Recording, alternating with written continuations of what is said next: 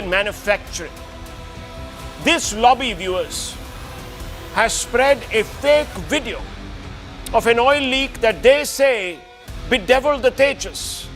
This lobby has gleefully politicized the crash, saying it is a metaphor for Modi government's crashing stock in India. Viewers, don't fall for this. The Tejas is one of the best of its class. The pilot was one of India's best, perhaps the best. This jet was part of 2 operational squadrons of the IAF. This jet, viewers, has seen operations.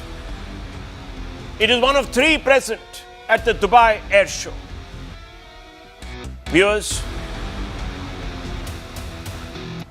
this Tejas Mk1 has been integrated into our forces. It's a 4th generation fighter aircraft. One of 3 present at the Dubai Air Show. And remember, viewers, one of 40 Mk1 aircraft used in Indian Air Force operations. From what we're being told, the aircraft made a negative G maneuver. You can see it on your screens. An aerobatic turn that is not just part of the training repertoire, but also very natural. Second nature for a plane like the Tejas to execute. The plane has several redundancies built into it, which makes it almost immune to failure. Its most critical operating systems, its fly-by-wire machinery, is made indigenously. The negative G maneuver aircraft is pushing the aircraft in the opposite direction of gravity. The pilot is subjected to force that can feel like being pushed upwards. Experts say Tejas was performing a negative G turn before the crash. A negative G turn can sometimes lead to the temporary loss of consciousness in pilots. But the pilots receive special training to handle these forces. That is part of the rough and tumble of being the vanguard of India's forces, viewers. The squadron will, of course, be besides itself with grief because the Tejas has a spotless record, almost spotless. This is only the 2nd crash it has been involved in the last 24 years. 24. In 1983, the LCA project was launched to replace the MiG-21. In 95, the first technology demonstration rolled out. It was hit by some sanctions, this program, viewers. But in 2001, the TD-1's first successful flight took place. In 2007, the PV-3 achieved supersonic flight. In 2013, the first Tejas squadron is planned for the IAF. And in 2015, the first series production aircraft delivered. In 2016, number 45 squadron inducted with the Tejas jets. In 2019, the naval variant lands on IS Vikramaditya. In 2021, 48,000 crore deal for 83 Tejas Mk1A jets is approved for induction, manufacture and induction. In 2025, Tejas Mk1A takes a maiden sortie. To all those who are hoping that the crash will set back the Indian indigenous program, sap morale, and sow doubt, let me tell you that just about every leading air force across the globe has had to battle through similar tragedy. And the list is long. In August this year, Polish F-16 crash in random air show rehearsal. That was the random air show rehearsal. The pilot was killed. In March 28 this year, Pitt's S-1 crashed during aerobatics at Avalon Air Show. In March this year, an Air Marchi MB326 crash in West Coast Air Show. The pilot also died. In 24 of October, extra 3 800L crash, Atlas Air and Space Expo. The pilot again passed away. In October 2024, experimental Coughlin Fokker D, 8 replica destroyed in New York. The list is long, viewers. I can go on and on, quoting from history. In June 2nd, 2024, 2 Yak F-52s collide at the Beja Air Show in Spain. Pilot is killed. The IAF will bounce back and nothing will damage its reputation because the world knows that the Tejas is the leading aircraft in its class. But let's speak to some level-headed experts, some veterans, to get a sense of what could have triggered the crash and the larger implications. Air Marshal Anil Chopra is here with us. He's a survivor of the Mirage 2000 crash. He ejected on time. He's a fighter pilot of great renown. And I want to begin with you first, Air Marshal Saab. And of course, we have with us somebody who has been at the apex of the Air Force, Air Marshal Sanjeev Kapoor, former DG Inspection and Safety of the IF, no less, viewers. But I want to first go across to Air Marshal Chopra. Air Marshal, sir, could you break this down for us? You've been in a situation like this yourself. What do you think has happened? What can you make out from this maneuver that was captured on camera? Okay. Yeah. So, firstly, I must say it's most unfortunate to lose a fighter aircraft, the LCA indigenous aircraft in a foreign soil during a display air show, and very sad to see that the pilot it's been a fatal crash. We have lost the pilot, a great professional, specially selected, the pilot who had done many displays earlier and had practiced until this morning. The displays have been going on so beautifully. So this is very, very unfortunate. Yes, the aircraft during air displays, they are flying at the limits of the envelope of the aircraft.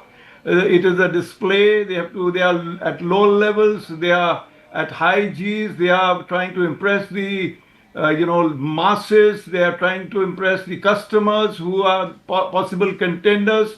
LCA is, in its 24 years of flying, has had a great record. Only in the last a year, this is the second time we have lost. The earlier one was not in a display. It was because of a technical failure. And this time, of course, we have lost in a display. Now, I have been a fighter pilot, a test pilot. I have been witness to air displays again and again of various types. And when we had this Mirage 2000 crash on an air display on an Air Force Day in 1988, 89, I was an eyewitness, and I was also the flying member. So I can tell you that to watch a display and a crash like this is most painful for a spectator and for us professionals. The pilots who are flying this are trained extensively, not only for the maneuvers. There are these cutoffs, height and speed cutoffs at different parts of the maneuver. They are closely watched. Every display of theirs is videographed, and that video is used to debrief every sortie. Also, their flight data recorders are also analyzed after each flight to see the trends and what could have happened in this particular accident. Very early conjectures. We should not be doing that. A court of inquiry has been already ordered, and I'm sure they will come out with great details. They use the fine tooth comb to go into very many great details of what goes on. They look at the serviceability status, they look at the past snags, they look at the pilot status, his medical status, etc., etc. So it is going to be a great, amount of details which will come out. But from the maneuver that you see, you can make out that he is doing a repositioning downward turn. Repositioning, downward turn. Air Marshal, Let me ask you, because a key feature of the jet is its Martin Baker 00 ejection seat. Now, why do you think the pilot was not able to eject, sir? Yeah. So undoubtedly, it has a Martin Baker seat with 00 ejection. Of course, 00 means if you are in level flight and at 0 speed on the ground on the runway, you could actually eject and be absolutely safe. But sometime in a descent, and when the pilot is trying to maneuver the aircraft to safety, and as it is, he is flying to the limits of the aircraft's capabilities. He's quite sure that the aircraft will be able to come out of that descent because it's a planned maneuver. It's not the sort of uncontrolled maneuver that he's doing, but there could be an error of judgment or some other technical reasons why the mush didn't take place. Now, there have been incidents in the past where even after hitting the ground, the pilots have ejected and come out safely. And we remember the Su-27 pilots, the two pilots who came out after the aircraft had hit the ground during a downward maneuver of a similar nature. So why and what will come out from the flight data recorder that will be seen later by the court of inquiry, and rest all what we talk of right now will be conjectures. Let me bring in the former Air Chief, Air Marshal Sanjeev Kapoor, distinguished officer here with us. Air Marshal, obviously, commiserations. We now know the identity of the pilot, Wing Commander Namanch Seal, one of India's bravest sons. It's a very trying time for his family, trying time for the IAF family, and of course this nation.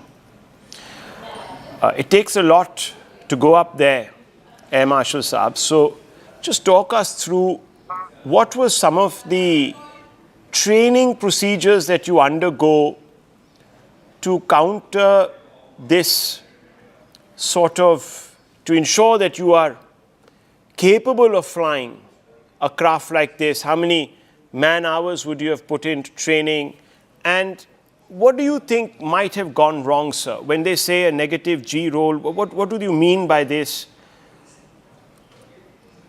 To fellow panelists and your viewers, Air Marshal Chopra has just covered the aspects. What I amplified and add a few more points, like you asked, Rahul. First and foremost is that this maneuver is done at an altitude which has been practiced again and again. There is no maneuver which is done which has not been cleared. There is a flight director, there is a flight path control, and there is one pilot on ground which is continuously briefing the other pilot as to how the maneuver is going. Say at an altitude of 1 kilometer, example, you have not got the correct height or speed to dive into for a loop, the alternate maneuver is done. So there are various checks and balances, and after a few crashes wherein the display aeroplanes have gone into public, there are lines drawn laterally and height-wise. So you have to remain within that confined area. You have to maneuver. One such thing which came to my mind, and I heard some other people speaking on the channel, is the time of the day. Yes, it matters. The performance of the aircraft is dependent upon the temperatures. The same aircraft in the same condition in the morning will have different performance parameters. The same aircraft in the afternoon, and the same thing I covered on your channel when I was there when Air India 171 aeroplane crashed. That it was afternoon time, fully loaded aeroplane. Probably if the timings and the temperatures were different, the margin available to the pilot to recover in an unusual situations is much more in colder conditions. But notwithstanding, we cannot at this stage say why he could not come out of the roll. Now, this height has been fixed. He would have been constantly being spoken to by the controllers, the flight path controller, and he would have had his indications to abort the maneuver in case he was going below the height. But why he could not come out, nobody can say at this stage. It could be a bird hit, which I don't know, but could be a fly-by-wire failure, some mechanical failure. The pilot may be trying to relight in case an engine failure has taken place. We don't know. So the gap available between the ground and this is too short, too low. So the reaction time is in seconds, and he has to. One fails to understand why he could not eject timely. That is the question you asked. But we would not be able to pinpoint till we have recovered the flight data recorder, we have recovered the CVR and other.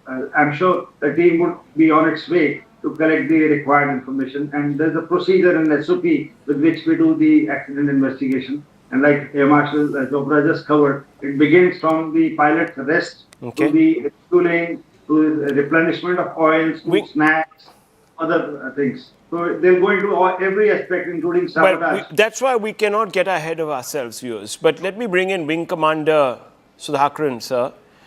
Wing Commander, margins are very small. That's what they say, margins of error, very, very tight. What do you mean by this? What does one mean by margins of error are tight? See, what is the space that you've got to operate? Where you can commit an error and you can get out, right? So that's what I can bluntly put in the layman's language. Having said that, I just shared a video with your personnel. I just happened to receive it an hour back, and that gives a better picture of why this happened. It's a 1-minute video in which the last 10 seconds very clearly, all the while throughout the day I've been seeing a 15-second video which doesn't conclusively establish anything. This 1-minute video which I've given to your colleague very clearly establishes what has happened, because it has gone into a barrel, it has gone into a road, and then it has tried to take which by the time the height has dropped to less than 100 feet. Now, how I say this in 100 feet is, you see those fences, that's roughly around 20-25 feet. I think the highest, in fact, I was in Dubai last month. So, having looked at the my estimation of the height on the fences is around 20-25 feet. This is just about 3 times the height that the aircraft has reached. By the time it completed the roll and the cockpit was upside down, it was facing the ground. So there was no way that the pilot could have ejected at that point. And when he recovered, he had already gone far more lower. And then probably he entered into a mush scenario. And in a mush scenario, the key characteristics of a mush is probably, it generally has a very high angle of attack, wherein the lift is degraded. The pilot believes that he is seeing the sky and he's on the quadrant. But the aircraft is not actually behaving the way that he's believing it to behave. Okay. So these are some of the factors, and probably he had 2 to 3 seconds. So that's the margin of error, 2 or 3 seconds. Okay, let me bring in Abhijit Iyer Mitra. Abhijit Iyer Mitra, what is disturbing is that this is being misrepresented. Now, who could be behind all of this? Why are we seeing so much negativity? So, Rahul, that is part and parcel of social media. When you democratize information, you're going to get a lot of people that jump on board every bandwagon and, start looking at an American conspiracy with the engine, a British conspiracy with the ejection seat, a Romulan conspiracy from some other galactic star system, God knows what. It is best to ignore the noise and focus on what we know. First of all, air shows are much, much more. The same fighter operating in combat conditions will go down far less than the same aircraft operating at air shows. Why? Air shows push the limit much more significantly sometimes than operations. For example, what the Americans tell me is for an F-18 to evade a missile coming in at about 11G, they just need to pull about 3G. All right, that is their operational philosophy out there. I presume we follow the same operational philosophy for the Tejas. It could be the French one. I don't know. But the kind of displays we pull off at air shows are meant to wow. They take the operational parameter much higher than routine flights do. This is standard, which is why you will see more Sukhois end up crashing at air shows. There was that very sad Ukrainian air crash that killed 120 people. You remember the Italian display team, the Frecce Tricolori, had the, I think it was at Ramstein Air Base in the 1990s or 80s that had a terrible air crash. These are great feats of precision flying, which are much big. The probabilities dictate that they are always much more fatal. The second thing is, irrespective of what the air marshal said, had this been done at altitude, you could have recovered much closer to the ground. Your recovery time is non existent. If this happens at 40, 50,000 feet, you can just switch off the engine, allow it to, rest a bit, then restart the engine, and everything's back to normal. That doesn't happen near the ground. Why do you do it near the ground? If you actually look at the tactics being followed, why these high G tactics and why this low? This was very common once upon a time when you had to fly low to evade high flying anti-aircraft missiles, and you had to pull off these barrel rolls and things like that for evasion purposes. I want to repeat this as clearly as I can. It is not a testament either to the aircraft or to the pilot at all. We need to wait for a detailed investigation, Okay. find out what happened, because this can happen to the best of aircraft and to the very best of pilots. Nobody is exempt from it. Probabilities kill. Well, our prayers tonight, of course, with the family of the brave pilot, a man who had steeled himself to fly high. And wherever he is, he's going to always look down on our nation, and he'll always be there, a winged sentinel looking out for us. Viewers, let's move on. Let's move on. There's a lot more to cover tonight. This has been a sad day, but there are bigger stories. A plot straight out of the ISIS playbook has exploded in Kerala, viewers. Just when we thought we were unraveling the Al-Falah plot, we now have this new shocker to contend with.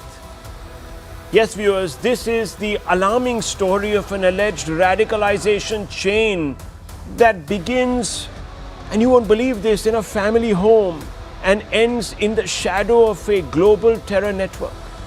As the Al-Falah revelations deepen, investigators say a 16-year-old boy was being groomed for ISIS, not by recruiters in some distant war zone, but by his own mother and her partner, his stepfather. Kerala police have invoked the toughest anti-terror law, the UAPA, after uncovering claims that the couple showed ISIS propaganda videos while living in the UK, then placed the teen in an Islamic school on returning to India, where teachers allegedly flagged disturbing behavioral shifts. Viewers, the couple under the scanner have dismissed the claims. They instead accuse the minor boy of being influenced by estranged in-laws, the woman's in-laws, to frame the couple. But the evidence is mounting against the couple, placing them in a precarious position. In fact, there is now a demand for the NIA to get into investigating this case, because there is an apprehension that it has, once again, links which could be global. The Kerala police has registered the case, as I told you, under the UAPA. The facts now are appearing in black and white, viewers. The grooming allegedly began in UK. The child then returns. He's placed in Islamic school. Teachers report behavioral changes. The couple, of course, protests as they're being framed. All of this is building up. But, viewers, let me tell you, even if there is a shred of truth to this, and I don't want to prejudice the investigations, but if there is, then, viewers, as you know, the ISIS needs no introduction. Its agenda, as you know, friends, is to plant the flag of Islam in multicultural societies, turn them into caliphates, especially modern and secular democracies like India. Yes, viewers, what does the ISIS aim to do? If you open its manifesto and you read through it, 4 basic aims: establish a global caliphate through violent overthrow of governments, especially secular democracies, use of extreme brutality as psychological warfare, including mass executions, beheadings staged as spectacle, and You know what I'm talking about. You've seen those pictures in the past. Enforce rigid, distorted interpretation of the Sharia, promote global jihad through recruitment and radicalization. All this, viewers, even as sections of the ecosystem, this so-called secular lobby in this country, continue to insist radicalization is a myth. They give fire cover to it from Kashmir to Kerala. They say that this is all a reaction. This radicalization in India is a reaction.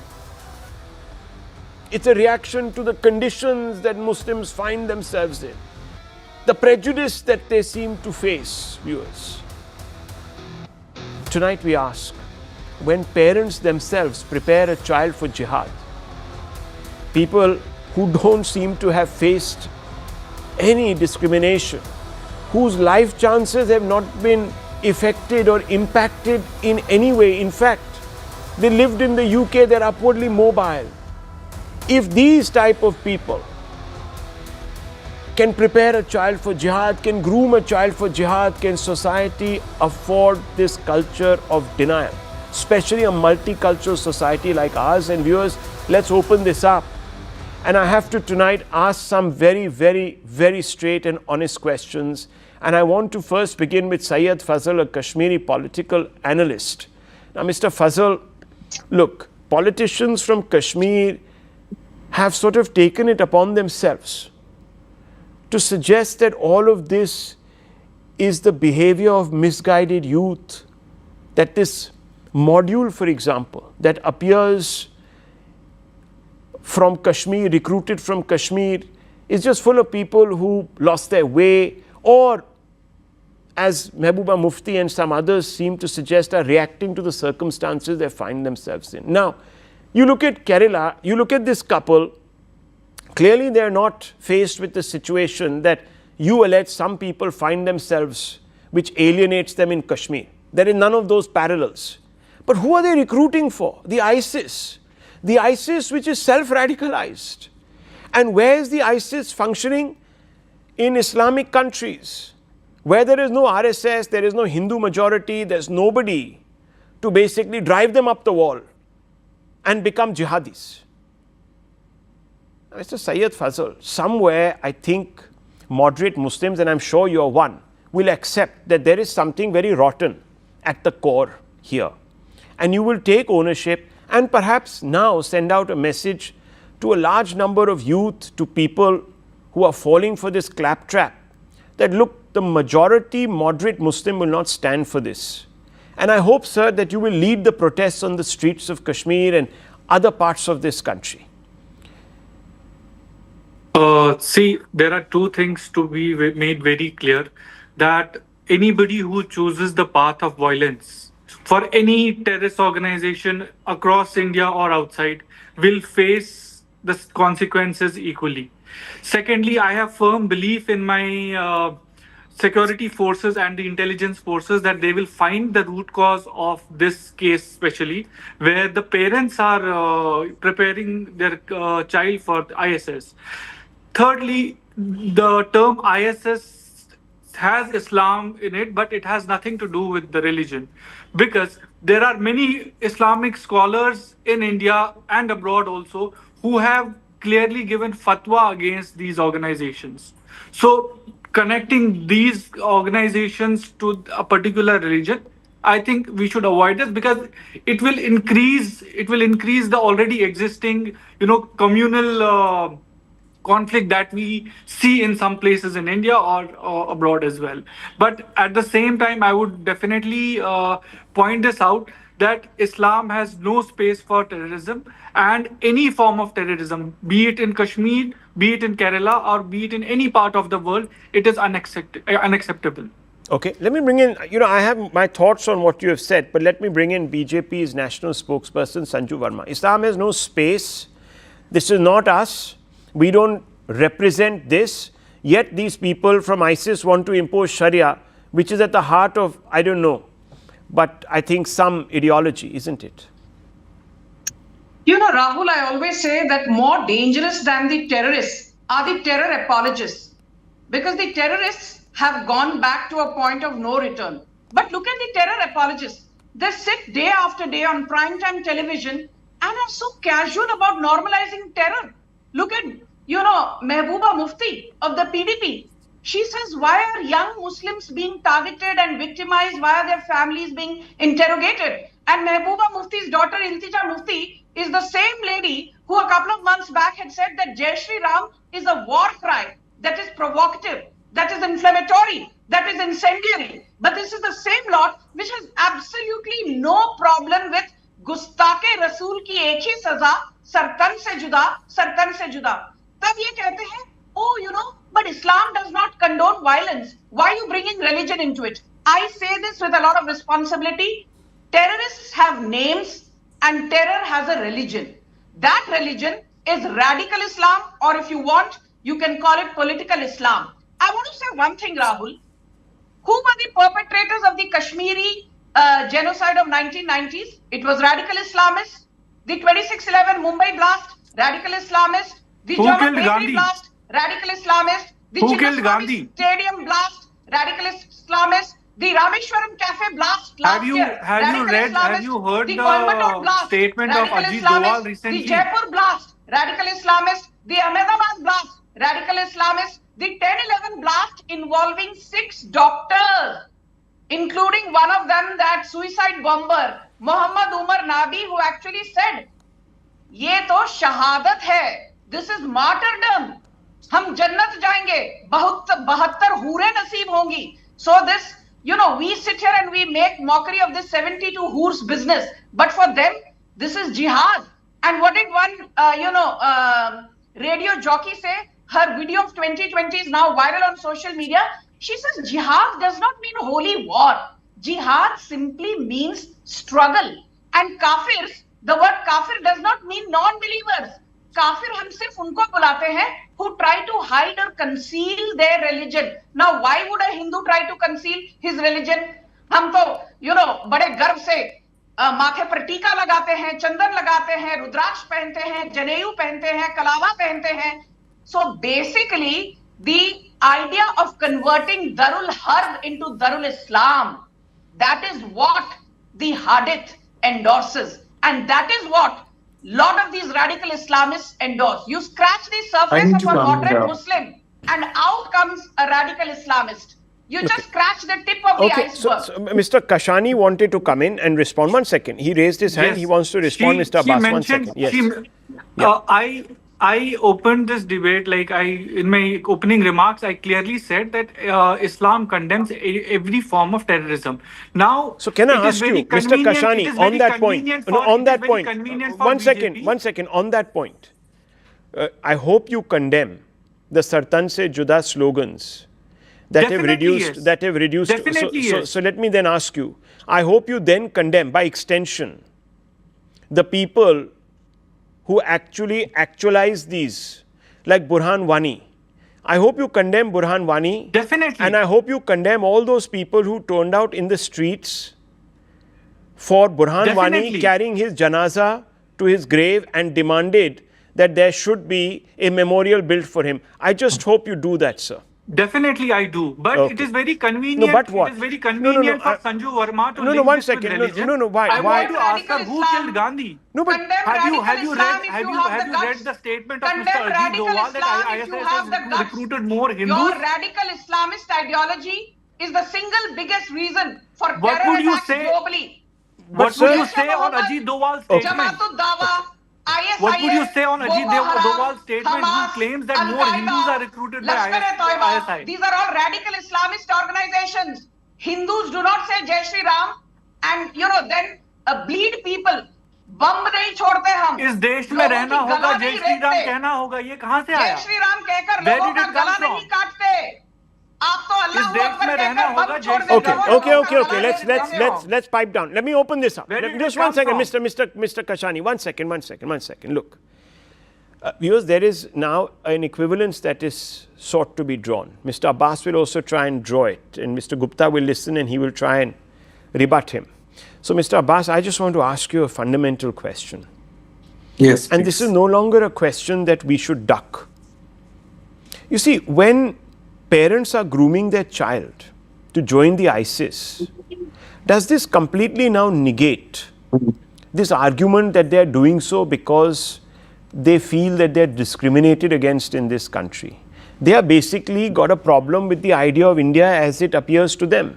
In fact, if anything, if they stood for the forces that they believe, or they stood against the forces they believe are targeting them for their persuasion or their religion, they would be wanting to uphold the idea of India, which is an inclusive idea of India. They would be saying, no, we swear by the constitution, not by the manifesto of the ISIS. So I'm asking you, sir, tonight, there is a problem. It may not be your problem, it may not be Mr. Kashani's problem. I mean, maybe it's not affecting you, but certainly people in your community are being affected by the pull of a revanchist ideology that wants to turn the world into a caliphate. And you have to accept it. If you are not going to accept it, there is no cure. Rahul Saab, this is a very important question, a fair question you've asked. It's a loaded question. So kindly allow me 2 minutes to be on your debate, sir, on CNN and your debate. I've cancelled 2 other channels. So just give me 2 minutes. The question that you ask to the recruiters, to the parents of that young kid, sharm aani chahiye. Sharm aani chahiye. I condemn them. They are the biggest traitors of not just Islam, but this beautiful Watan. Our Prophet speaks of Hubbul Watan, love for the country, live for the country, your patriotism and your blood for your country. The fact is, let me tell you, there is no other better place in the world for Muslims than India.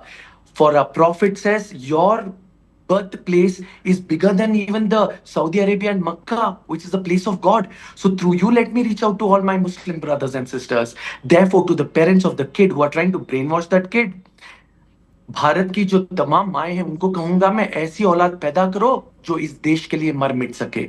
Also, Rahul Saab, let me take this opportunity. I know there could be a certain section of our community could go against me. All those people like so-called Dr. Zakir Naik. But why will they go against you, brainwash sir? us. But why will they go Just- against you? Are you Because I'll somebody tell you. who is I will moving tell you away why. from... No, 1 second. I'm asking you. I This is will a answer. fundamental question. Are you moving away from some fundamental, some prescribed doctrine that they should be upset with you, Abbas sir? I will answer. There is a following of Zakir Naik which exists, who I believe is the following of the devil and evil.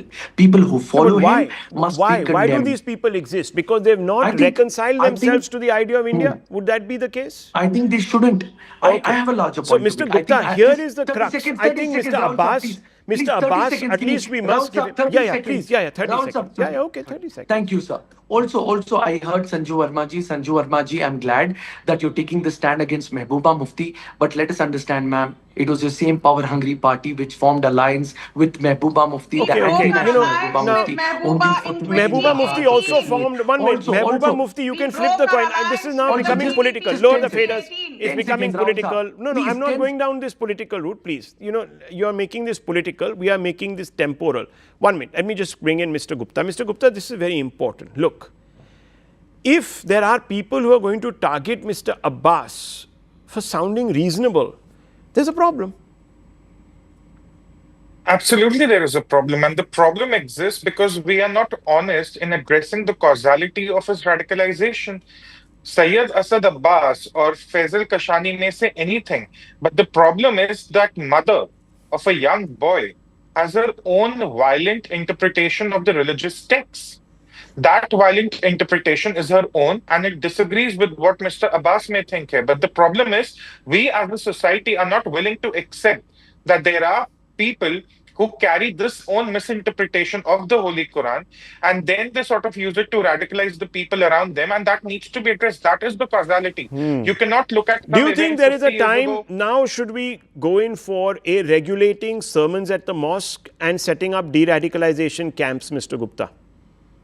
Absolutely, and the call should come from within the community. That is what I'm waiting for, Rahul. The call should come from the community, from the intellectuals of the community, that this is I'd harming like the to answer community this, at large. That's This is not harming happening. the interests of the community at large, and We that is haven't what heard those everyone is calls. waiting for. We The haven't community heard needs those to calls. speak up. Exactly. The I mean, community doesn't need to. The community doesn't need to dodge the topic of the causality. let me tell you, You cannot viewers, say when Yati Narsingh, whatever his name was, that horrible character, Yati Narasimhananda. yeah, when he made those remarks, it was Hindus that went to file cases against him. yes. The Hindus. community, the community. I'm not seeing that, viewers, here. I will answer The state that, is Rahul expected sir, to. if No, you allow me. I've run out of time. I've run out of time, but I understand, sir. At least I must commend you for having the guts to Yes. stand up and look the problem in the face. Now, whether the face will bark at you and bite you, I don't know. But the problem is, I hope that is not the case. I hope more power to people like you.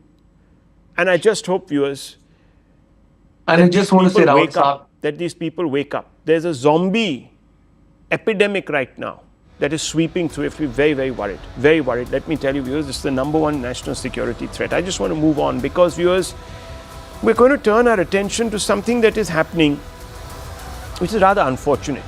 India marks the 150 years of Vande Mataram, the national song penned by Bankim Chandra Chattopadhyay, an immortal invocation to the motherland, but the celebrations have been blighted by politics, boycotts, and now apathy. Leading newspaper reports that the birthplace of the national song, where its legendary author and the pride of Bengal, Bankim Chandra Chattopadhyay, wrote the hymn, lies in ruins, and you can look at those pictures to the right of your screens, viewers. Fighting for survival as the state government in Bengal couldn't be bothered with its upkeep. This disregard caps a series of calls by mainstream Muslim groups to Muslims to boycott the song. So not only, viewers, is the sanctum sanctorum where this song was written being neglected, but even the national song is being rejected, viewers. I'll give you a sample. And here I'm quoting, singing or reciting Vande Mataram is un-Islamic as it contains the expression of devotion that contradict the fundamental Islamic belief in the absolute oneness of Allah, Tawheed. Islam does not permit any act that involves worship or reverence directed to anyone or anything other than the Creator. So viewers, here you have Umar Farooq saying that for some of us, the motherland is not holy. Basically, Prime Minister Modi had hit back, saying the mindset that divided the song in 1937 still divides the nation today. We all know what the Prime Minister said. He said, unfortunately, in 1937, important stanzas of Vande Mataram, a part of its soul was separated.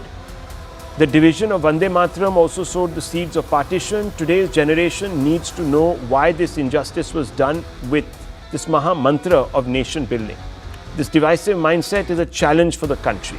That's what Narendra Modi said. The reference being made by the Prime Minister is to Nehru's Congress, which in 1937 bowed to Jinnah's veto and dropped stanzas of Vande Mataram. Many believe that this concession sowed the seeds of partition.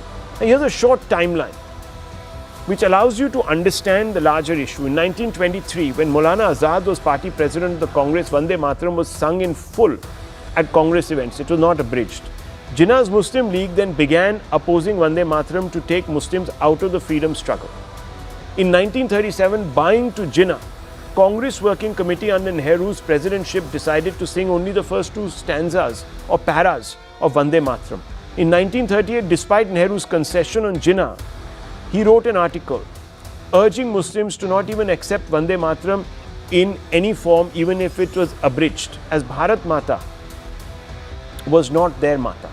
Muslim groups today in Free India continue to oppose singing Vande Mataram because it salutes Mother India depicted as a goddess. Viewers, 8 decades later, we seem trapped in the same debate. Can Bharat Mata still be saluted by all her children, or must faith override fraternity? Is the apathy directed towards Vande Mataram born out of the expediency of appeasing a vote bank? Let's ask these fundamental questions, and this is fundamentally where the problem is. Viewers, let me first begin with Hindol Sen Gupta, who is a celebrated author and historian.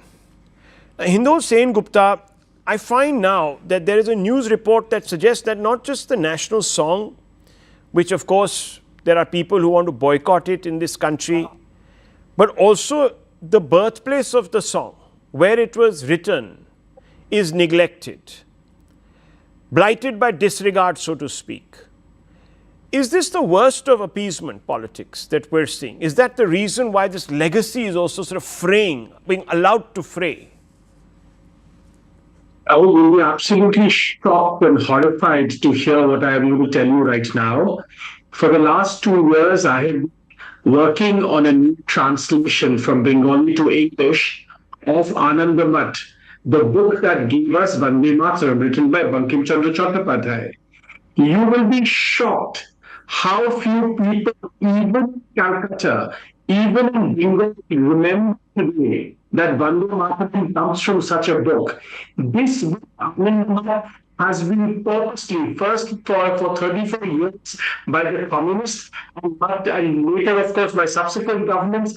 This book and the legacy of the song and the story and of Bankim Chandra Chattopadhyay, which is a very powerful nationalist legacy, has been systematically, structurally, politically wiped out. And it is the utter disgrace to us as a Bengali race, Bengali people, to all Indians who died from the song, from this legacy, that this was systematically wiped out. Most Bengali children today are not encouraged to learn about writing, are not even encouraged to read Ahmedabad. It's a real tragedy. So let me ask Monojit Mondol Sahab. Professor Mondol, look, we've got Hindol Sen Gupta. It's not to be taken lightly. Is the idea of Bharat Mata so repugnant today that we can't celebrate the hymn that honors her? Is that what's really happening? I don't know why or not this is happening. And in fact, Mr.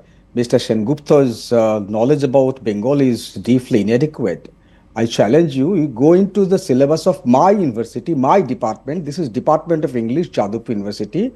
Google it, you'll find that this particular novel is taught by even English department. I am challenging you, this is my department, and that is under the course called Understanding India.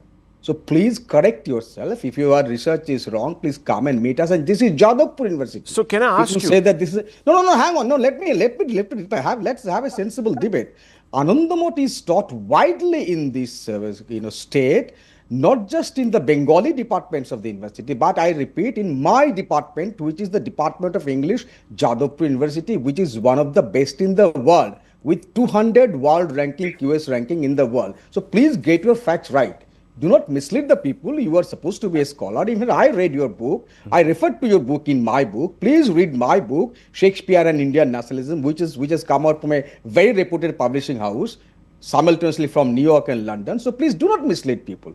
I have a political identity, but I also teach. I also a very humble scholar, my dear friend. Okay, so Professor, can I ask you a question? Rahul? Yes. 1 second. Just a follow-up question and then I'll let the BJP I have come also in. referred to the book by Mr. Sanjeev Sannal. Okay, so one second. I'm sure, So sir. please I mean, read look, your scholarship is respected. You know that. No, That's why I'm not you're on saying this that. show. No, but The in any facts- case, you're yes. humble and modest. But Professor, I want to ask you, then why is, you see, if this is such a celebrated Yes.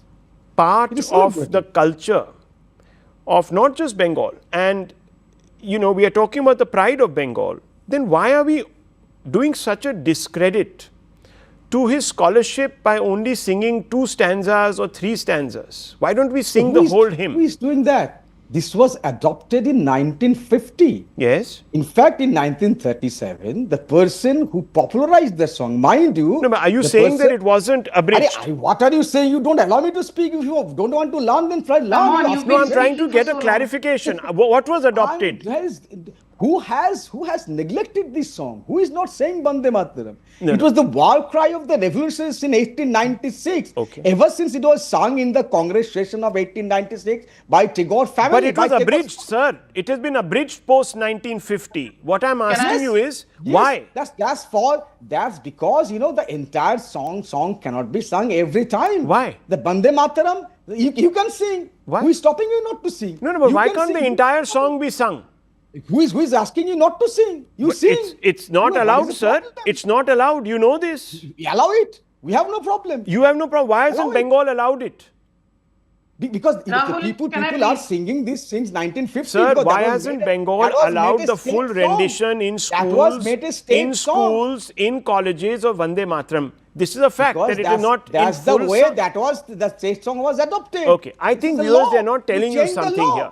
They're not You telling you change the something law. here. Change the law. So a law has been Yes. made, viewers, It's to a abridge it. state law. And why isn't Even Bengal, though- hang on, the Mr. seat Mr. of May I our please Renaissance, come wanting hang to on. lead? Even Janagana Mana is abridged version. Rahul, this Right. cannot be a That's monologue law. by the Let TMC. me bring in. Even Janagana Mana is Okay, abridged let me bring in version. the You don't BJP sing national the entire spokesperson. song.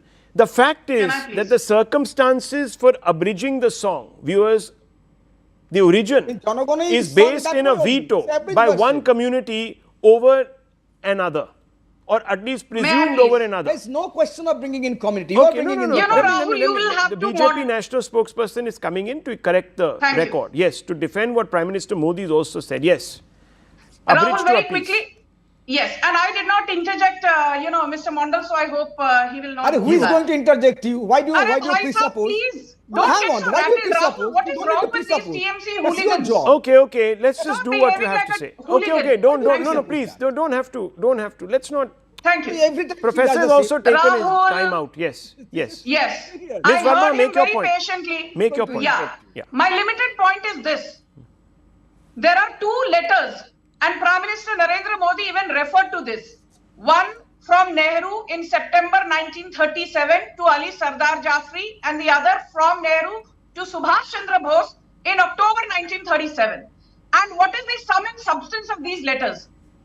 The fact remains that Vande Mataram initially had a little over 5 stanzas, and then the abridged version had only 2 stanzas. Why? I'm reading out from what Nehru said to the Congress party explaining his position in 1937.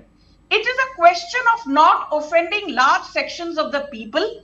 Many Muslims feel they cannot join in singing verses which are an invocation to a goddess, obviously referring to goddess Durga. So every stanza that had a reference to goddess Durga or any, Indian god or goddess, those stanzas were summarily cancelled out. The cancel culture started way back in 1937, way before Nehru passed the first amendment of 1951 to curb freedom of speech and free expression. And I want to just say one thing.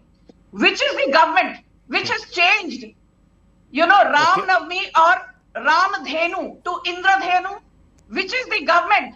Even today under Mamata Banerjee, there is a small village called Nalahati in Birbhum district, which has only 300 Hindu families. They have been disallowed. They have been prevented from celebrating Durga Pujo. And let me tell you, that in 2021-22, Absolutely absurd. Hindus had to go to the court to celebrate Hanuman Jayanti. Okay, so you're saying that there is a veto. Let me bring Hanuman in the historian. Let me bring in Hindol Sen Gupta. Hindol Sen Gupta, why do you believe that this song has been abridged?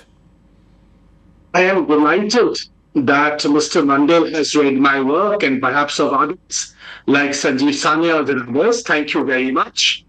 I want to ask Mr. Mandal's question. If this book was so well known as he claims, could you please tell us when was the last time an Indian got a complete translation of this book? That year of 1941, sir, and the only translation one can go to today, which is where I began my work, is not even done by an Indian. It was done So by what is the question? What is the question? What kind of a question is this? So there is a way of ignoring this standard song is of every no way has been done on it or has been encouraged on it for years. What kind of a question is this? What is your question? First of all, Mr. Sengupta, please get your fact right that this song was written independently by Bankim Chandra way back before Anandamot, right? You know it very well. And this was popularized by Tagore's family. This was tuned into song by Tagore's father. Tagore popularized in 1896. In fact, the Congress session that in which this song was sung for the first time, it was headed by a Muslim, Rahmatullah Sahini. He was the president of Congress, Indian National Congress in 1896, while Tagore's family, including his father, sang it into this version. So you Thereafter, prove. you are communalizing. So no. So Professor, you prove the point. I You need to prove the quickly point. come No, in no, here. 1 second. I'm just What is wrapping the up. point? I think we've You run out are of time. making the 1 narrative minute. not- Can I quickly come in? Yes. 30 seconds. I've run out of time. 30 seconds. 30 seconds. Okay, Yes, one I second. just need to You say have one problem. thing, Rahul. Yeah. Rahul, you will have to know the fader. This is not a Rutu Meme debate. Okay, I just Professor, want to say listen one to the thing. other side. 30 seconds. Yeah. Okay.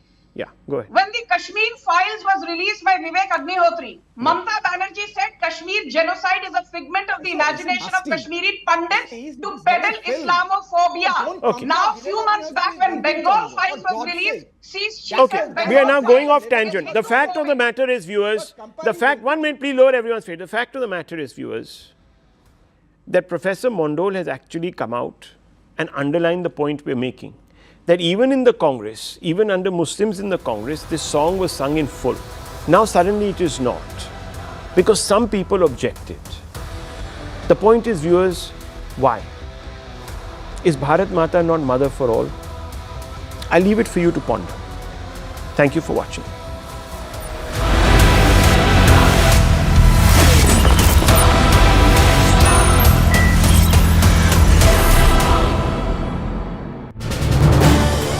This is News 18 Network.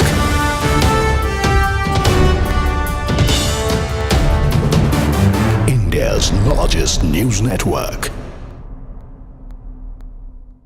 Now, as the probe into the Delhi blast, we're shifting our focus now, as this probe into the Delhi blast deepens, the NIA has uncovered a larger, more sinister terror conspiracy following two major arrests in the past 48 hours.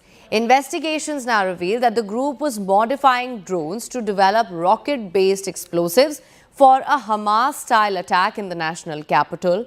A key breakthrough came with the arrest of Jasir Bilal Wani, who also is known as Danish, a Jammu and Kashmir resident and a key aide of Umar Nabi. He has been named an active co-conspirator, also accused of providing technical support. This includes the drone modification for a Hamas-style attack and attempts to build rocket-based bombs. Meanwhile, the Enforcement Directorate has arrested Jawad Ahmad Siddiqui, who is the founder of Al Falah University, in a money laundering case as well. As you know, when it comes to the Al Falah University, when it comes to its records, its accreditation, its finances, there is a lot to unpack. There a lot remains unanswered when it comes to that as well. The arrest follows evidence which was gathered during the recent searches at locations connected to this entire terror module.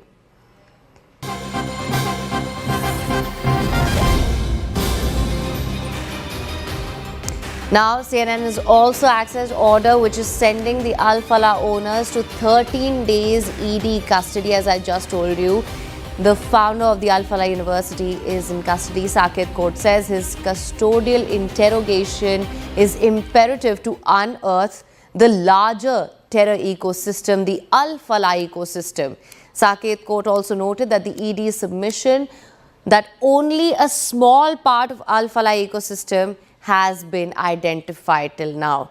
And they've also said that his family members are in the Gulf and he might flee the country as well. So that is a threat that remains. However, the owner has been sent into 13 days custody and that remains imperative. He is a very, very crucial link here. As you know, Al Falah was truly at the center of all the terror that was emerging from this university, and we're yet to uncover what was really going on behind the scenes. For more on this, we have with us Ananya. Thank you so much for joining us, Ananya. We really are learning more and more about this Al Falah University. It only goes to show how far and wide this entire network had spread.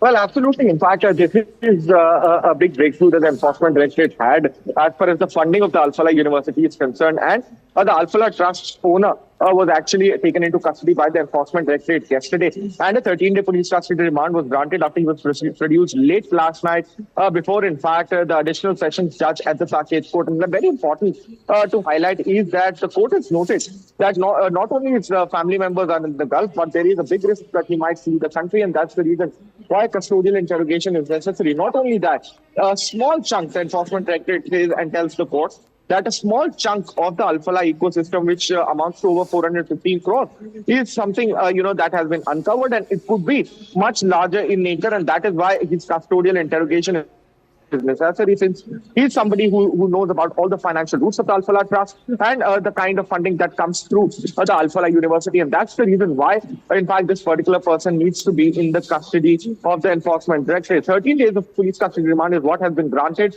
14 days was actually sought. And that is something, that makes it very, very imperative as to what was this university actually in reality. Was it, in fact, a terror funding ecosystem? Was it